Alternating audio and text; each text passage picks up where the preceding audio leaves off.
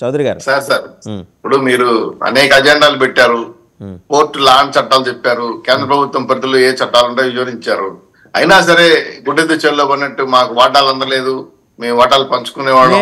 నేను ఈ డిబేట్ కి వచ్చే ముందు చదువుకొని వచ్చానండి. పోర్టు చట్టాలు ఏం చెబుతున్నాయి, కస్టమ్స్ ఏం చెబుతుంది, ఏ నాటికల్ మైల్ లోపల మనకి అధికారం ఉంటుంది, తర్వాత ఎవరికి అధికారం ఉంటుంది, ఆ పైన ఎవరికి అధికారం ఉంటుంది, ఇవన్నీ చదువుకొని చాలా మంచి పాయింట్. దీంట్లో వాటాలు పంచుకునే అలవాటు వైఎస్ఆర్సీపీ నాయకులకు ఉంది. సో వాళ్ళు అలాంటి వాటాలు పంచుకునే అలవాటు పడింది కాబట్టి మీకు కూడా రాలేదు, మాకు చెప్పుకుంటారు. నాకు అలవాటు లేదు. ఇప్పుడు ఆల్రెడీ జగన్మోహన్ రెడ్డి కేసులు కావచ్చు, ఆయన వ్యవహారాలు కావచ్చు, సుప్రీంకోర్టు ఈ రోజు వెంటనే ఛేదించమని చెప్పి 2 వారాలు టైం ఇవ్వటం, ఇవన్నీ కూడా ఏంటంటే వాళ్ళ పార్టీ యొక్క ఉనికి ఎఫెక్ట్ అవుతా ఉంది. సో ఏదో రకంగా ఉనికిని కాపాడుకోవాలి. మేము పట్టుకునింది వాస్తవమే.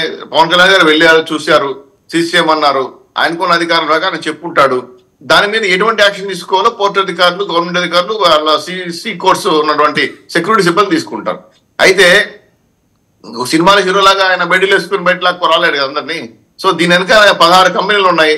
6 రూపాయల లెక్కన కొని 74 రూపాయలుగా అమ్ముతున్నారంటే దీని వెనక ఎంత నెట్వర్క్ ఉంది.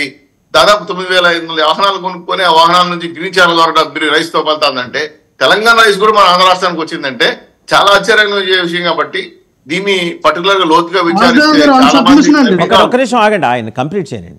చాలా పెద్ద పెద్ద తిమింగలాలు బయటపడతాయి. దాంట్లో మా పార్టీ వాళ్ళ, మీ పార్టీ వాళ్ళ, ఏ పార్టీ వాళ్ళైనా సరే పేదవాడి బియ్యాన్ని తరలిస్తే మాత్రం క్షమించరాని నేరం, కఠిన చర్యలు తీసుకుంటాం. దీని నిన్న బాబు గారికి పవన్ కళ్యాణ్ చెప్పడం జరిగింది. వెంటనే ఐపీఎస్ స్థాయి అధికారిని కేటాయించండి, సెక్యూరిటీని బలపతం చేయండి, కమిటీ ఏమని చెప్పి సిట్టు కూడా ఏమని చెప్పేశారు. నిన్న ఈరోజు క్యాబినెట్ కూడా దాని నిర్ణయం తీసుకోబోతారు. అలాగే రాష్ట్రంలో ఉండే అన్ని పోర్టులు కూడా సెక్యూరిటీ సిబ్బందిని పెంచాలి, ఐఏఎస్ స్థాయి అధికారులు, ఐపీఎస్ అధికారులు సెక్యూరిటీ పెట్టాలని డిసైడ్ అయిపోయినారు. సరే, ఇప్పుడు జగన్మోహన్ గారి కేసుల విషయం మీరే ప్రస్తావించారు కాబట్టి దాదాపు 350 పైచీలకు పిటిషన్లు, 180 స్టేలు, 12 సంవత్సరాలు వాయిదాలకు పోవాలా. ఇన్ని సమస్యలు ఉంటే కూడా కేంద్ర ప్రభుత్వం నుంచి ప్రజలుందా లేదా, ఆయన ఎందుకు వెళ్ళలేకపోతున్నాడు? ఈ రోజు రఘురామకృష్ణరాజు గారిని అప్పట్లో మీ ఎంపీని హింసించారు, బాధ పెట్టారు. ఆయన ఇప్పుడు పిటిషన్ వేసాడు, అప్పుడు మళ్ళీ రీపిటిషన్ వేసాడు, మళ్ళీ దాని మీద లాగారు. ఈరోజు సుప్రీంకోర్టు ఏమనింది, ఇన్ని కేసుల 2 వారాలు ఛేదించండి, వివరాలు మాకు తీసుకొచ్చి ఇవ్వండి అని చెప్పి జడ్జి చెప్పడంతో ఈ రోజు వాళ్ళందరికీ కూడా పూర్తి స్థాయిలో వివరాలు ఇవ్వాలి. చౌదరి గారు, నాకు 2 ప్రశ్నలు మీకే. ఈడీ, సిబిఐ ఎవరి పరిధిలో పనిచేస్తున్నాయి? కేంద్ర ప్రభుత్వ పరిధిలో పనిచేస్తున్నాయి.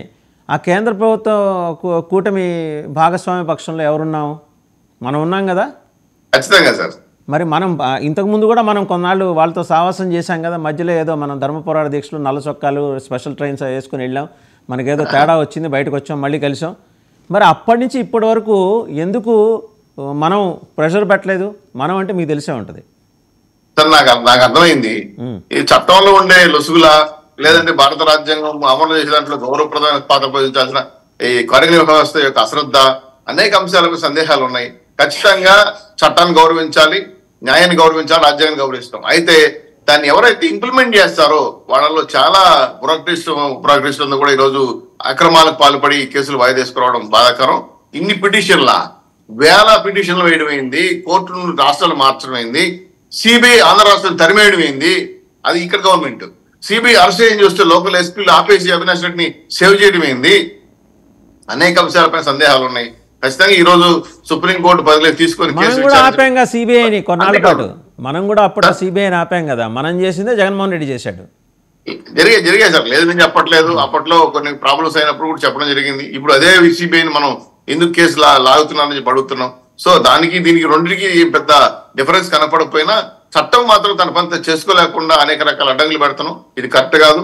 తక్షణమే దోషులు ఎక్కడ ఉండాలో జైల్లో, శిక్ష ఎవరు పడాలో వాళ్ళు పడాలి.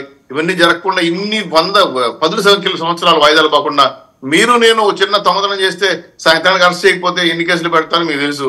సామాజిక న్యాయం పై స్థాయిలో ఉప ముఖ్యమంత్రి లేదా ఏమంటారు మాజీ ముఖ్యమంత్రికి ఇటువంటి తేడాలు ఉంటే రాజ్యాంగంలో న్యాయ వ్యవస్థలో చాలా బాధ కలుగుతుంది. చట్టాన్ని పరిరక్షించిన నాయకులు, పోలీసులందరూ కూడా దీన్ని రకరకాలుగా వాడుకుంటున్నారు. ఇది కరెక్ట్ కాదు. తక్షణమే చర్యలు తీసుకోవాల్సిందిగా మేము గవర్నమెంట్ లో డిస్కస్ చేస్తాం.